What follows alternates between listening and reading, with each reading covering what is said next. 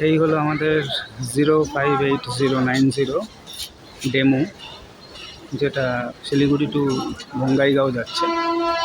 এবং এই ট্রেনটি 10টা 50-এ শিলিগুড়ি স্টেশন থেকে ছেড়ে 2 ঘন্টায় মোট পৌঁছচ্ছে লাটাগুড়িতে। আমরা লাটাগুড়িতে নামবো, তারপরে ওখানকার জায়গাগুলি এক্সপ্লোর করব। অবশ্যই আপনাদের দেখাবো কোথা থেকে কী হচ্ছে, সঙ্গে থাকবেন।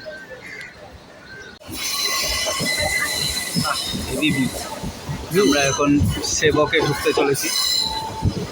তো কাজেই ট্রেনটা যেরকমভাবে বেঁকে যাচ্ছে, একদম একটা সর্পিল গতিতে যেরকমভাবে একটা সাপ যায় সেরকম দেখাচ্ছে। আর লাইনগুলো বেঁকে যাচ্ছে ওই পাশে। আর তারপরে দূরের হরাইজনে, মানে দূরের দিগন্তে আমরা পাহাড়ের রেঞ্জটাও মোটামুটি ভালোই দেখতে পাচ্ছি। কি রোহন, তাই তো?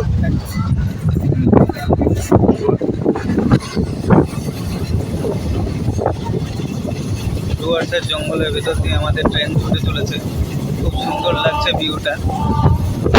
যদি হাতে সময় থাকে তাহলে এই কস্ট এফেক্টিভ জার্নিটা আপনাদের অবশ্যই একবার হলেও করা উচিত। ট্রেন লাইনটা কি সুন্দরভাবে বেঁকে যাচ্ছে। টয় ট্রেনের তুলনায় কোনো অংশে কম নয় এই ধরনের অনুভূতি।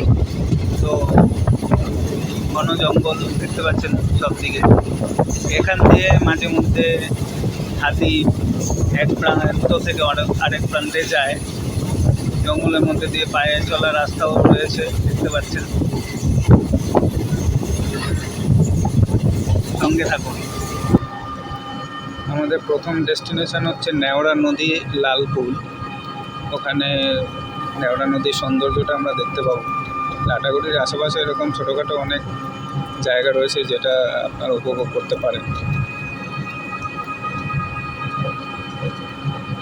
30 কিলোমিটার/আওয়ার গতিসীমা নির্ধারণ করা হয়েছে।